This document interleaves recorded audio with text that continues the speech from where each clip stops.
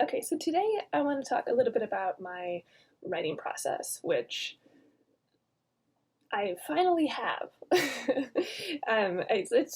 Processes are one of those things that everyone, like you go to a conference or you listen to a podcast and these amazing creators talk about their process, and you sit there thinking, okay, so I don't have a process, so that obviously means I'm a failure. But as of very recently, I feel like I can actually say I have figured out a way to write that works for me. And I don't recommend it. So usually I start with an idea, and they usually just pop into my head, and then by the next day I'll have created this random world, and then I spend some time, just sort of thinking about it, and that helps me decide whether or not it's something that I want to pursue. So I love coffee. I like thinking in coffee metaphors. And so I say that I let these ideas percolate. So they're just, sitting in the hopper. The hopper? No, that's where you grind the beans. Wherever the hot water flows down and creates delicious, life-giving liquid, that's what the ideas are doing. Meanwhile, I'm usually trying to actually finish something else and really shouldn't be starting a new project. So let's see. After the idea has sort of fermented, now we're into mixing metaphors, I do a hand draft, which I've done several times sort of as a result of injury or illness. So when I was writing Thorn, I developed peripheral neuropathy, and I really struggled using my hands, especially typing. It's such a repetitive thing. So I found that I was able to actually handwrite a lot easier. So I did that, and typing it up was a pain in the ass, and I hated it. And I swore to myself I would never do it again. I didn't keep that promise. And so the benefit of hand drafting for me, aside from the fact that it's something that gets me away from the computer screen, which is really important for my health and mental health, is that when you're hand drafting, it's a different process. So when I'm typing, it feels different than when I'm handwriting, and the ideas come differently. I'm a much better writer when I'm typing. The words and sentences I make, they're just infinitely better. When I'm handwriting, I don't care as much, and that is really nice for a first draft because it allows me to get the ideas down, the scenes down, and then when I go back to edit it, I can look through and say, okay, that worked, that didn't work, and I just don't type that part up. And since I'm a writer who writes multiple drafts, like a lot of rewrites, that works for me.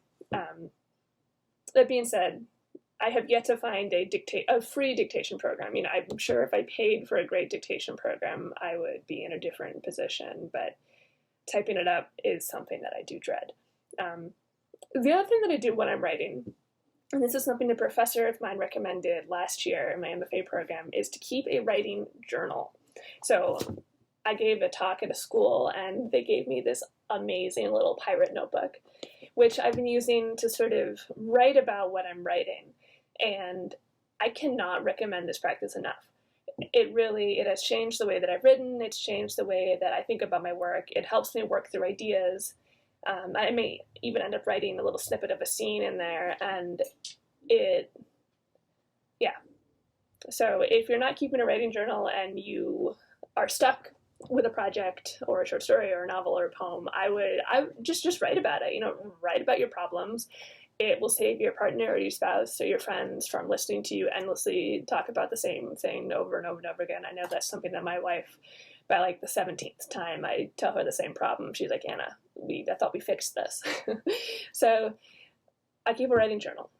And so once it's all typed up, then I then I sit there and I think to myself, awesome, I finished a draft. And I let that wonderful feeling sink in for about 5 minutes before I realize that everything's terrible and it has to be totally rewritten. So then I rewrite it. Usually by the second rewrite, I've figured out some of the major problems, and I might consider at that point sending it to a couple friends, and then I get their feedback, and then I rewrite, if not the whole thing, large chunks of it. And so by the fourth or fifth draft, it looks nothing like the handwritten draft that I initially produced.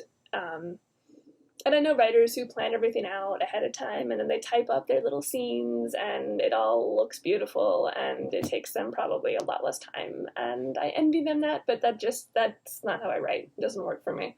Yeah, so what else do I do? And then I send it to my editor, and then I get it back, and it's full of lovely notes and marks, and I go through and I try and figure out what the hell I did wrong, which is usually a lot of stuff. And I love the editing and the revision phase. I think that's where you really start to hone your craft and figure out what you're trying to say. And another thing that I recently learned from a professor is, what did she say exactly?